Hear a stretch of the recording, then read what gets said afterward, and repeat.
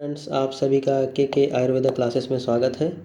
और आज मैं आपको रचना शारीर का पेपर 2 का इंद्री शारीर चैप्टर पढ़ाऊंगा।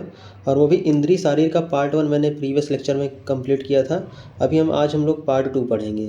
अच्छा, मैं एक आपको आउटलाइन बता देता हूँ। पार्ट 1 में हमने इंद्री शारीर को डिस्क्राइब किया था, उसका बेसिक समझा था, क्या क्या होता है, कितने ज्ञानेंद्रियाँ होती हैं, कितनी कर्म इंद्रियाँ होती हैं, कितनी उभय इंद्रिय होती है, पंचक को डिस्क्राइब किया था। इतनी चीज़ों को हम लोगों ने पढ़ा था। अच्छा, फिर हमने ज्ञानेंद्रियों का स्टार्ट किया था, जिसमें से ज्ञानेंद्रियों हमने 2 ज्ञानेंद्रियों को पढ़ लिया था। ठीक है, एक हमने श्रोतेंद्रिय पढ़ ली थी और एक स्पर्शेंद्रिय पढ़ ली थी। 2 इंद्रियों को हमने पढ़ लिया था। अब उसके आगे हम लोग आज कंटिन्यू करेंगे। तो आइए स्टार्ट करते हैं।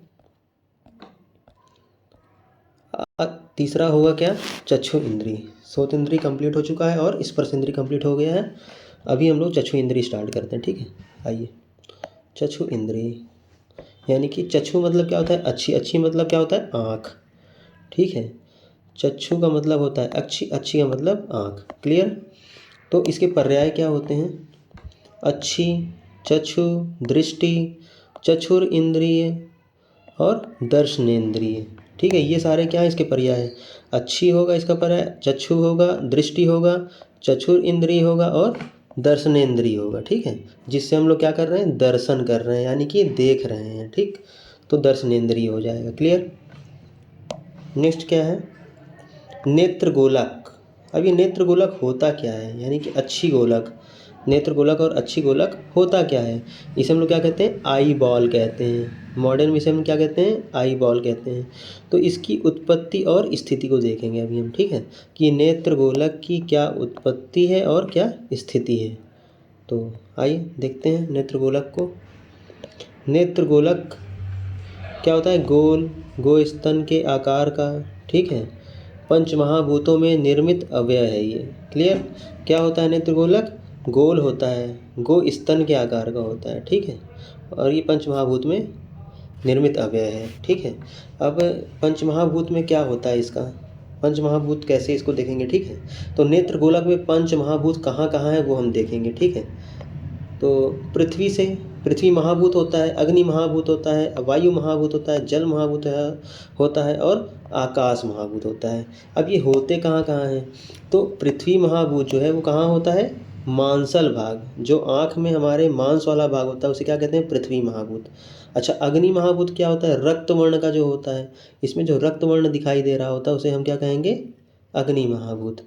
वायु महाभूत क्या है? कृष्ण भाग, जो हल्का सा कृष्ण कलर का होता है, सांवला होता है, उसे क्या कहते हैं हम लोग? वायु महाभूत से। अच्छा, जल महाभूत तो क्या है? श्वेत भाग, इसमें जो वाइटनेस है या वाइटनिंग जो है वो क्या है? जल महाभूत है। आकाश से क्या है? अश्रु मार्गों की उत्पत्ति। ठीक है, मीन्स की जो अश्रु यानी आंसुओं के मार्ग की उत्पत्ति होती है हम लोग क्या कहते हैं? आकाश महाभूत से। तो एक बार और देखेंगे, पृथ्वी से क्या होता है? मांसल भाग होता है, अग्नि महाभूत से रक्त वर्ण का होता है, वायु महाभूत से कृष्ण भाग दिखाई देता है, जल महाभूत से श्वेत भाग दिखाई देता है, आकाश महाभूत से क्या होता है? अश्रु मार्ग की उत्पत्ति होती है। क्लियर? अब अभी हम देखेंगे क्या? नेत्रों में दोषों की स्थिति क्या होती है। ठीक है, तो नेत्रों में दोषों की स्थिति क्या है? प्राणवायु से, ज्ञान वायु से, आलोचक पित्त से और तर्पक कफ से। ठीक है, तो क्या होता है प्राणवायु में? प्राणवायु में क्या होता है? रूप के ज्ञान का वहन करता है। प्राणवायु क्या कहता है? रूप जो होता है ना, देखने का।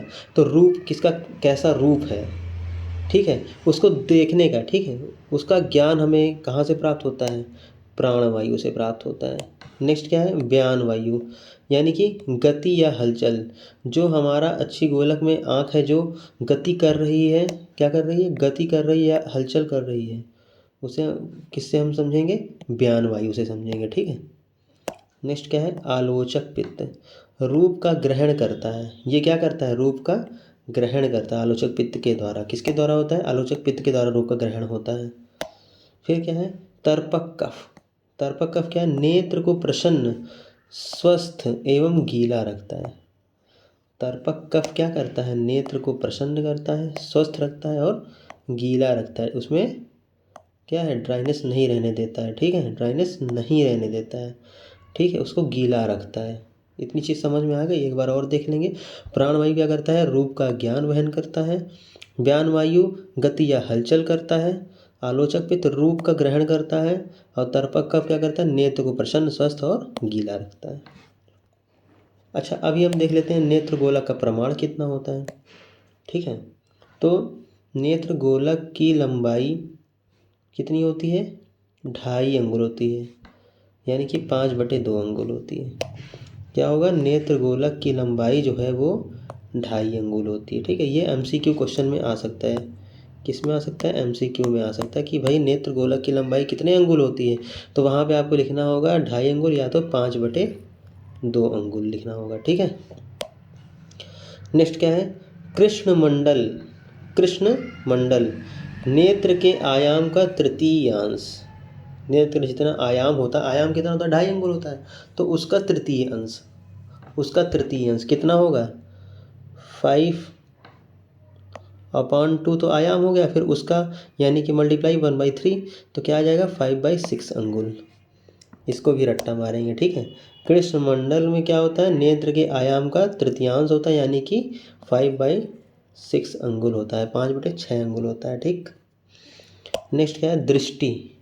क्या है? दृष्टि, यानी कृष्ण मंडल का 7वां भाग दृष्टि है। कृष्ण मंडल जो होता है उसका 7वां भाग, यानी कि 5/6 यानी 5/6 इंटू 1/7। अब इसका मल्टीप्लाई करके सॉल्व करें, क्या आ जाएगा? 5/42 अंगुल।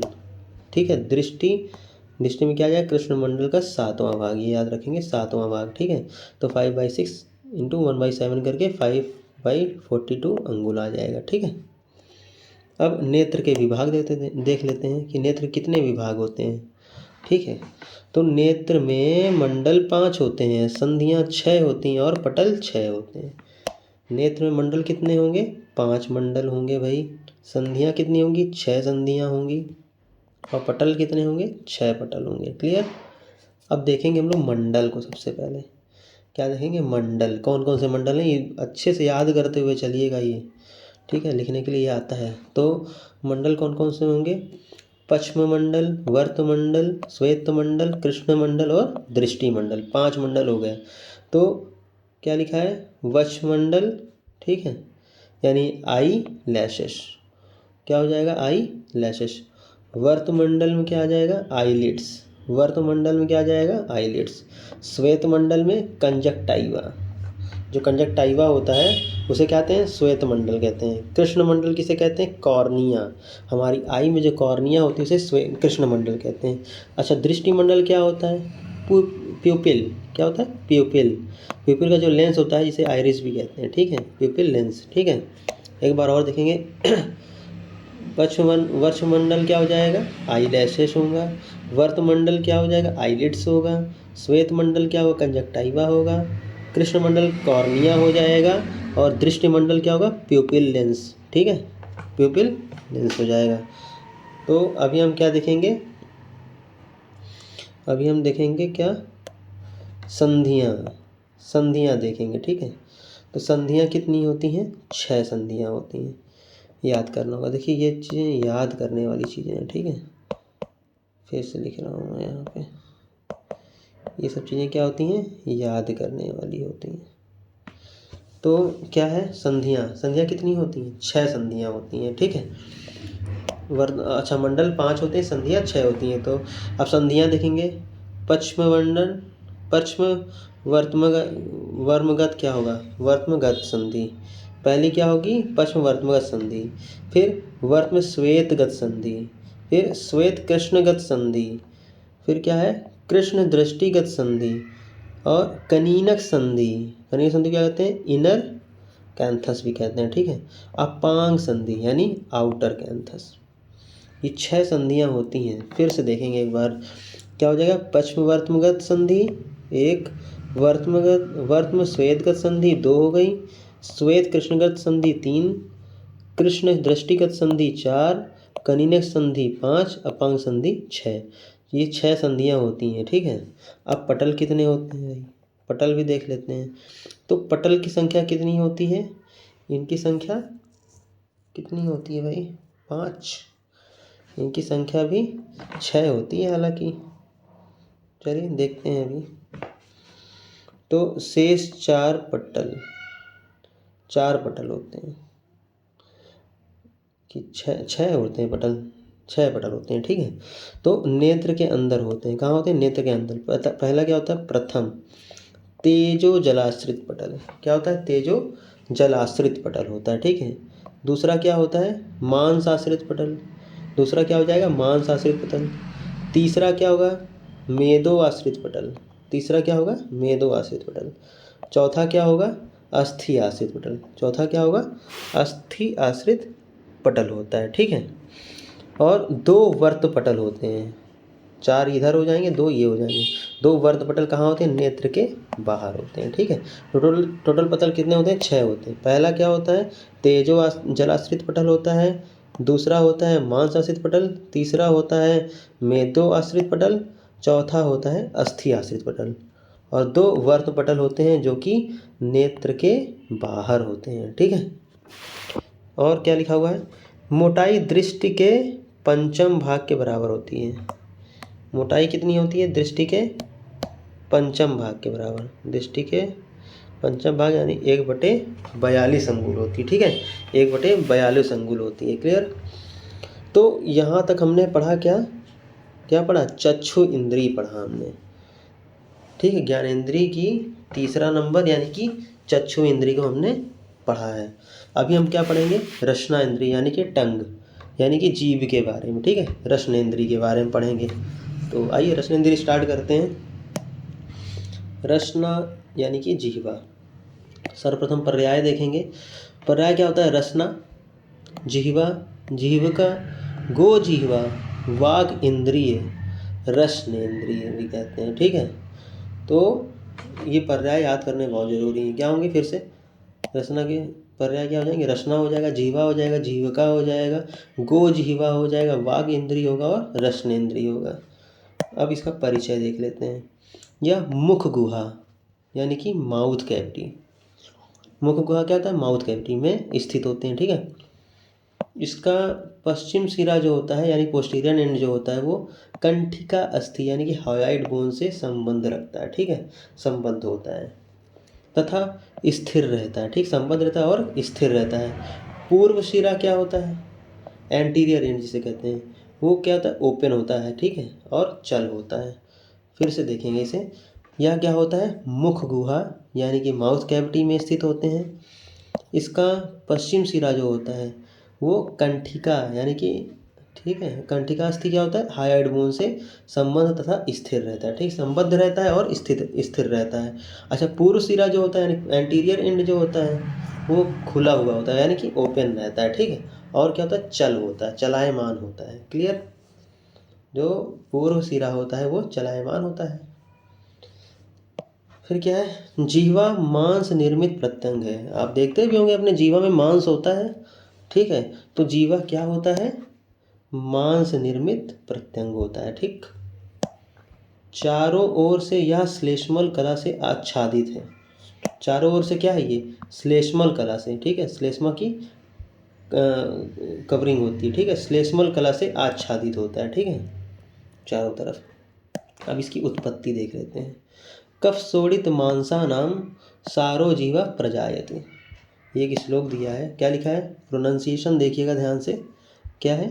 कफ शोणित मांसा नाम सारो जीवा प्रजायते। किसके अनुसार है? आचार्य सुश्रुत के अनुसार, क्लियर। क्या बोला है सुश्रुत जी ने? कफ रक्त मांस के सार भाग से जीवा की उत्पत्ति होती है।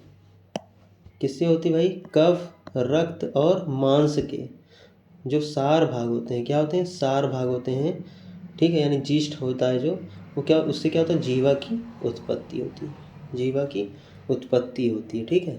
अब इसकी हम लोग संख्या देख लेंगे कितनी होती है। एक एकागो जीविका, क्या होता है? एक आगो जीविका, ठीक है, एकागे जीविका, क्लियर, यानी कि एक जीवा रसनेंद्री का अधिष्ठान है, ठीक है। एक जीवा जो है वो किसका अधिष्ठान है? रसनेंद्री का अधिष्ठान है, क्लियर। अच्छा, अब आश्रय देख लेते हैं। आश्रय क्या, कहाँ होता है इसका? क्या क्या आश्रय है? बोधक कफ का स्थान है। किसका किसका आश्रय है? बोधक कफ का स्थान है जिसमें क्या होता है, रस का ज्ञान होता है। बोधक कफ में क्या होता है, हमें रस का ज्ञान होता है। फिर क्या है, प्राणवायु का स्थान है, तो प्राणवायु का वहन मस्तिष्क तक होता है। ठीक है, ये क्या है, और प्राणवायु का स्थान है। बोधक कफ का स्थान है, प्राणवायु का स्थान है। अच्छा, प्राणवायु का वहन जो है वो मस्तिष्क तक होता है। ठीक है, उदान वायु क्या है, उदान वायु का स्थान है ये, इससे बोलने का ज्ञान होता है। उदान वायु का भी ये क्या है, जीवा जो है वो उदान वायु का भी स्थान है, और इससे होता क्या है, बोलने का ज्ञान प्राप्त होता है। किसका ज्ञान प्राप्त होता है, बोलने का ज्ञान प्राप्त होता है। क्लियर। अब देखेंगे महाभूत। किस महाभूत की प्रधानता होती है, जल। जल महाभूत की प्रधानता, यानी कि जल को हम लोग आप भी कहते हैं। क्या कहते हैं, आप कहते हैं। तो इसमें क्या होता है, जल महाभूत की प्रधानता होती है। ठीक, नेक्स्ट पॉइंट क्या है, प्राकृत जीवा लंबी चौड़ी चिकनी पतली पाटला के पुष्प के वर्ण के अर्थात रक्त वर्ण की होती है, होनी चाहिए। ठीक है, क्या बोल रहे हैं आचार्य कि प्राकृत जीवा जो होती है, प्राकृतिक जीवा जो होती है वो कहती है लंबी होती है, चौड़ी होती है, चिकनी होती है, पतली होती है, और पाटला के पुष्प के वर्ण की होती है। ठीक, अर्थात रक्त वर्ण की होनी चाहिए। अर्थात किसकी होनी चाहिए, रक्त वर्ण की होनी चाहिए। कुछ लोगों की एकदम सफ़ेद हो जाती है, क्योंकि वो लोग उसका क्या करते हैं, मल को हम उसके मल को वो लोग हटाते नहीं हैं, गंदगी फैला के रखते हैं। उससे क्या होती है, उनकी जीवा सफ़ेद हो जाती है। तो जीवा को साफ करते रहना चाहिए। ठीक है, मल को दूर करते रहना चाहिए। अच्छा, इसमें दो पृष्ठ होते हैं, कौन कौन से, ऊर्ध्व पृष्ठ होता है और अधा पृष्ठ होता है, यानी कि सुपीरियर सरफेस होता है और इन्फीरियर सरफेस होता है। क्लियर, दो पृष्ठ होते हैं, ध्यान रखिएगा, ये याद करने वाले पॉइंट हैं। एक ऊर्ध्व पृष्ठ होगा, एक अधा पृष्ठ होगा, यानी कि सुपीरियर सरफेस और इन्फीरियर सरफेस होगा। अब इसका कुछ काम भी तो होता होगा, ये कार्य क्या करती है, बहुत ही महत्वपूर्ण कार्य करती है।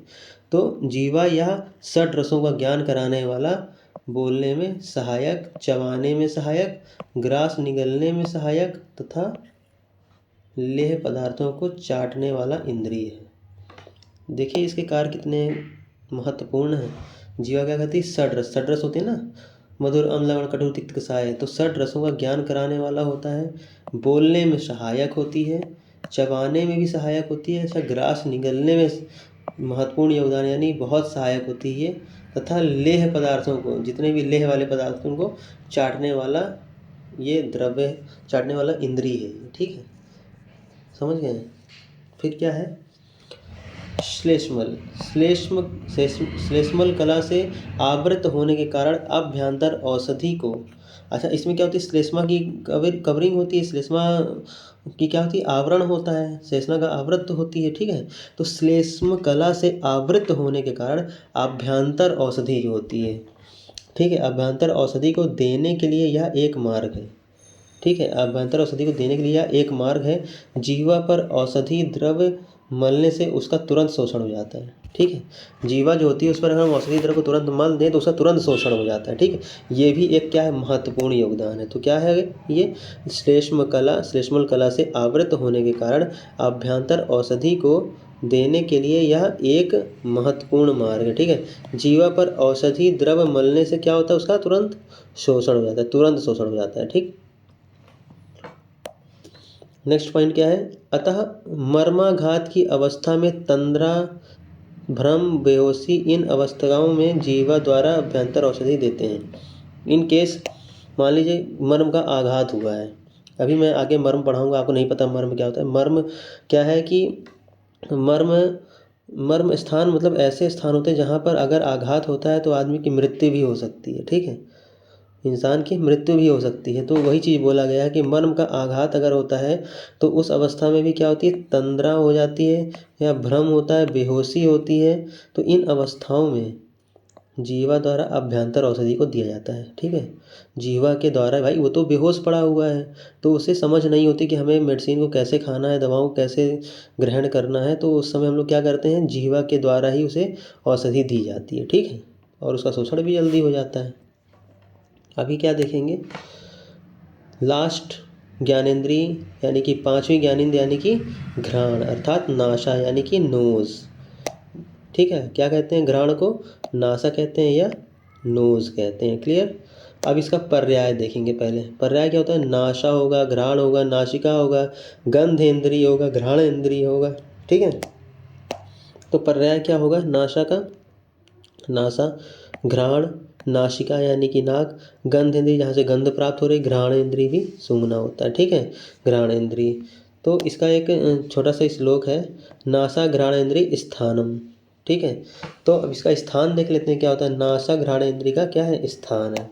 नासा जो है वो किसका स्थान है भाई, घ्राण इंद्रिय का स्थान है। ये MCQ में आ सकता है कि नासा किसका स्थान है, तो वहाँ पे लिख देंगे क्या, नासा घ्राण इंद्रिय का स्थान है। ठीक, फिर क्या बोले हैं आचार्य, सिरो रोगों में नस्य से औषधि दी जाती है। अगर मान लीजिए सिर का कोई रोग हुआ है तो उसमें क्या करते हैं, नस्य यानी कि नाक के द्वारा ही क्या करते हैं, औषधि दी जाती है, औषधि देते हैं। नाक के द्वारा ही उसको ऐसे औषधि दी जाती है। ठीक है, नासा सिर का द्वार है। नासा क्या है, सिर का द्वार है, ये भी याद करिए। नासा जो है वो सिर का द्वार है, नासा सिर का द्वार है।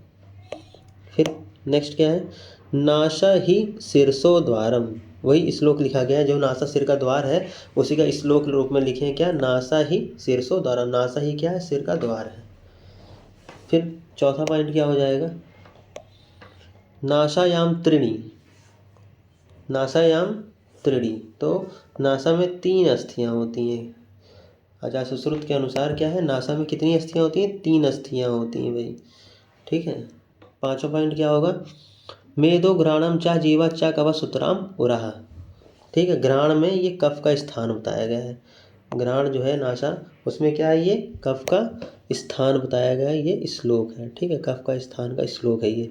क्या होगा, फिर से प्रोनाउंसिएशन देखेंगे, मेदो घ्राणम चा जीवा चा कफस्य सुतराम उराहा।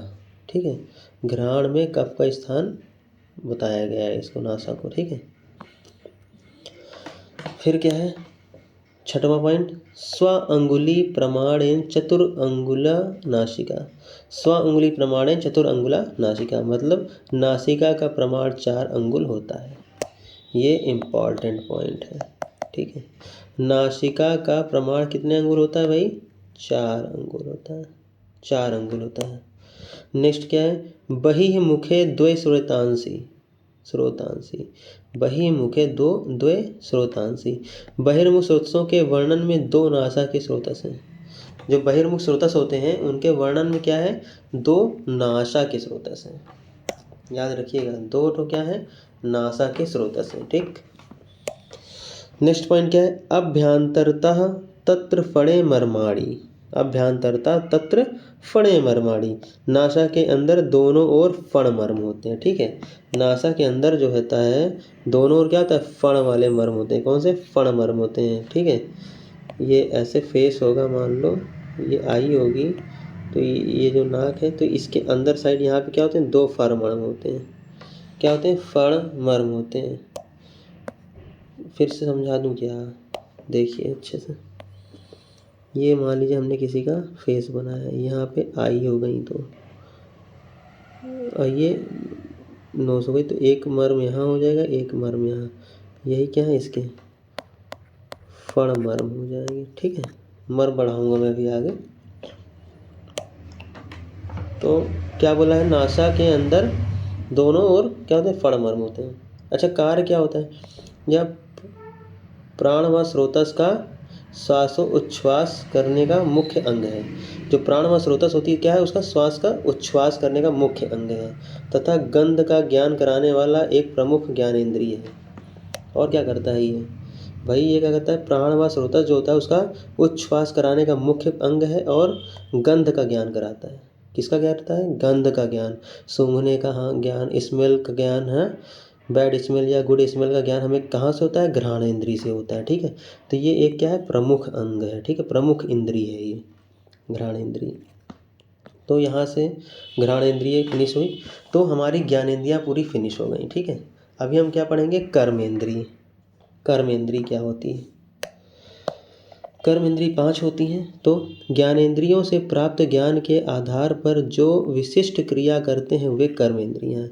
पहले क्या होगा, हमें ज्ञानेंद्रियों से ज्ञान प्राप्त होगा, उसी के आधार पर जो विशिष्ट क्रिया करते हैं वे क्या होती हैं, कर्म इंद्रियां होती हैं। वही क्या होती हैं, कर्म इंद्रियां होती हैं। ठीक है, फिर क्या बोला, तथा ये कितनी, इनकी संख्या कितनी होती है भाई, ये 5 होती हैं। कर्मेंद्रियाँ कितनी होती हैं, 5 होती हैं, ठीक है।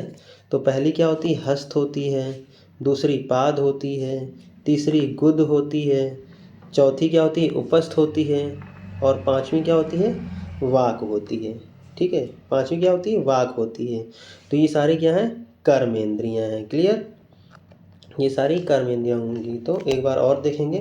कर्मेंद्रियाँ, पहली हस्त होती है, दूसरी पाद होती है, तीसरी गुद होती है, चौथी उपस्थ होती है, और पांचवी वाक होती है। ये पांचों क्या होती हैं, कर्मेंद्रियाँ होती हैं। क्लियर।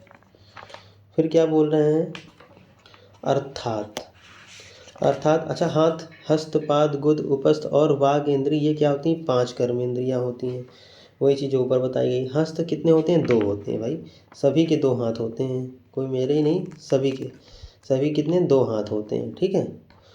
फिर क्या बोला, और इनके द्वारा ग्रहण करने और धारण करने का कार्य होता है, ठीक है।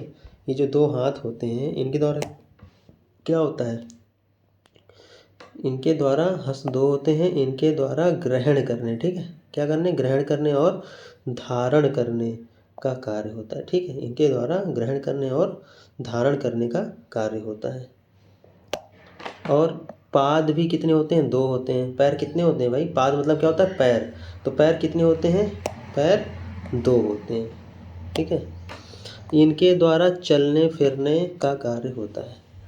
सभी को पता है भाई, पैर के द्वारा क्या होता है, चलने फिरने का कार्य होता है, मारने का भी कार्य होता है, ठीक है।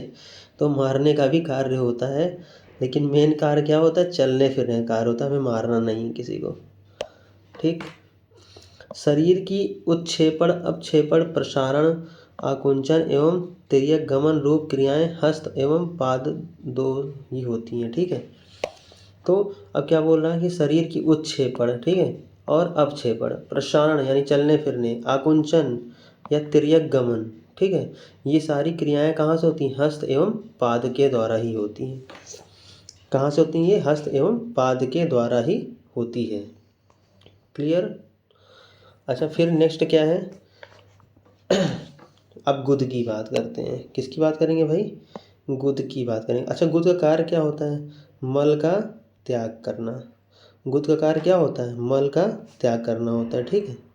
गुद मतलब क्या होता है, एनस रीजन यानी कि रेक्टम। तो गुद का कार्य क्या होता है, मल का त्याग करना। फिर क्या है, उपस्थ या शिश्न किसे कहते हैं, पेनिस को कहते हैं, ठीक है। शिश्न किसे कहेंगे, पेनिस को कहेंगे, ठीक है। तो अभी हम लोग क्या पढ़े, हमने अभी तक क्या क्या पढ़ लिया, हस्त पढ़ लिया, पाद पढ़ लिया, गुद पढ़ लिया और उपस्थ पढ़ लिया, ठीक है। तो अभी हम उपस्थ अभी पढ़ रहे थे, गुद पढ़ा है, उपस्थ हम अभी पढ़ रहे हैं। तो उपस्थ का क्या होता है, उपस्थ को हम लोग क्या कहते हैं, शिश्न भी कहते हैं, ठीक है। अच्छा, गुद का कार्य क्या था, मल का त्याग करना। गुद का कार्य क्या था, मल का त्याग करना था, ठीक है।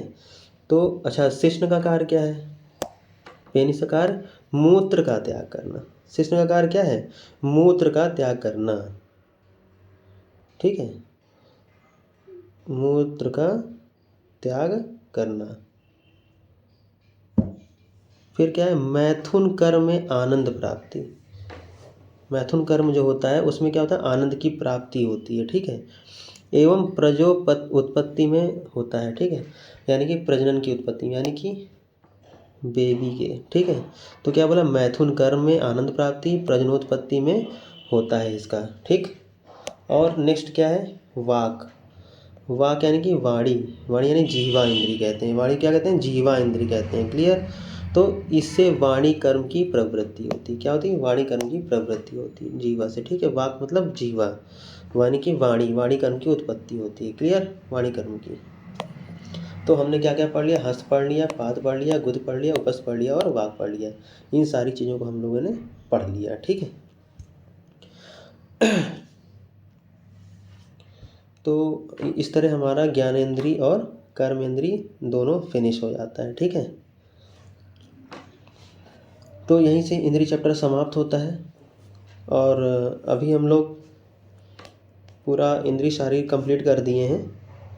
और इन केस आपको जहाँ से भी कुछ ना समझ में आया हो तो प्लीज़ आप कमेंट सेक्शन में सेंड करिएगा, ठीक है। मैं आपको समझाऊंगा क्या होता है। क्लियर?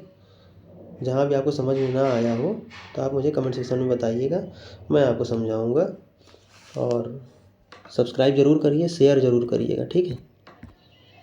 इसी तरह लेक्चर कंटिन्यू आते रहेंगे। ये एक कंप्लीट नोट्स है, इसको आप लोग बनाते हुए चलिए, इसी से पढ़िए मन लगा के, ठीक है। एग्ज़ाम आने ही वाले हैं और इसके बाहर से कुछ नहीं आने वाला, ये मैं फिर से बोल रहा हूँ आपको, ठीक है। तो फिनिश करते हैं। आपको अगर मेरा लेक्चर अच्छा लगा हो तो प्लीज़ आप उसे लाइक करिए, शेयर करिए, अच्छे अच्छे कमेंट सेंड करिए और सब्सक्राइब ज़रूर करिए और करवाइए भी, ठीक है। अधिक से अधिक लोगों को बताइए। चलिए फिनिश करते हैं। Thank you.